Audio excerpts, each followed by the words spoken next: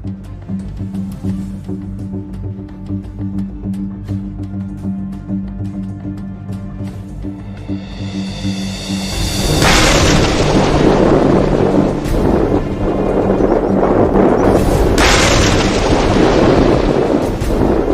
ही में यमन के हूती ने एक बहुत बड़ा युद्धाभ्यास किया था। हूती की इस मिलिट्री ड्रिल में उसकी सारी फोर्सेस जैसे नौसेना, तटरक्षक, ड्रोन फोर्स और मिसाइल फोर्स ने हिस्सा लिया था। इस दौरान हूती ने काल्पनिक रूप से अमेरिका, इजराइल और ब्रिटेन से युद्ध की स्थिति में कैसे जवाबी हमला किया जाए इसका युद्धाभ्यास किया था। लेकिन हैरान करने वाली बात यह है कि इस युद्धाभ्यास में हूती ने अपने कई ऐसे हथियारों की नुमाइश की थी जिसका इस्तेमाल उसने अभी तक नहीं किया।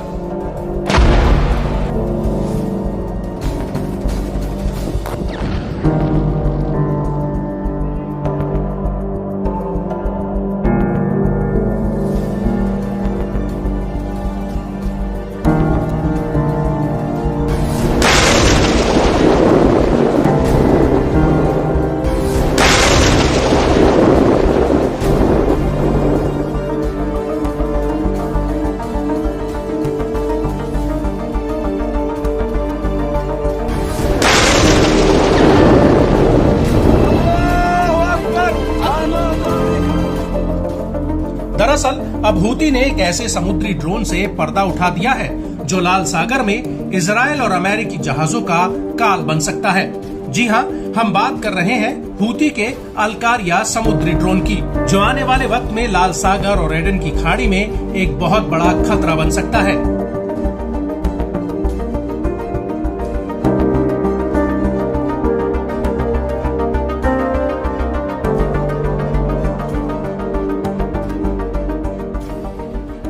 हूती का कहना है कि उसे आने वाले वक्त में समुद्री फ्रंट पर एक बड़ा खतरा हो सकता है, जिससे निपटने के लिए ये ड्रोन उसकी मदद करेगा।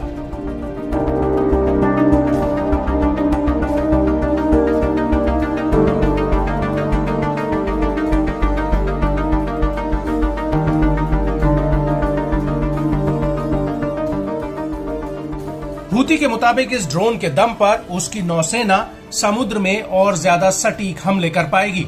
लेकिन बड़ी बात यह है कि हूती ने इस ड्रोन के जरिए अपने दुश्मनों को एक बड़ा संदेश दिया है। वो ये कि अगर भविष्य में उसके खिलाफ कोई आक्रामकता की गई तो वो उसका जवाब देने में हिचकिचाएगा नहीं।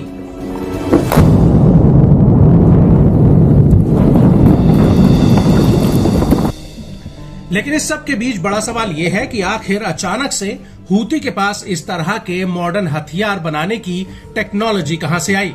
तो आपको बता दें कि पिछले महीने ही हूती ने अमेरिकी नौसेना का एक समुद्री ड्रोन रेमस 600 को यमन के तट पर पकड़ा था और कई रिपोर्ट्स में यह दावा किया गया है कि अमेरिका के इस समुद्री ड्रोन का अध्ययन हूती के मिलिट्री एक्सपर्ट्स और इंजीनियर्स ने किया था।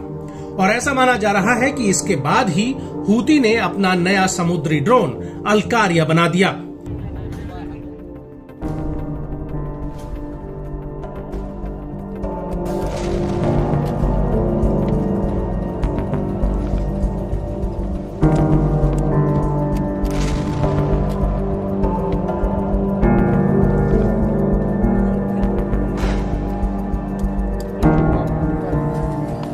ऐसे में कुछ जानकार ये कह रहे हैं कि हूती का नया ड्रोन अमेरिकी ड्रोन की क्लोन कॉपी है।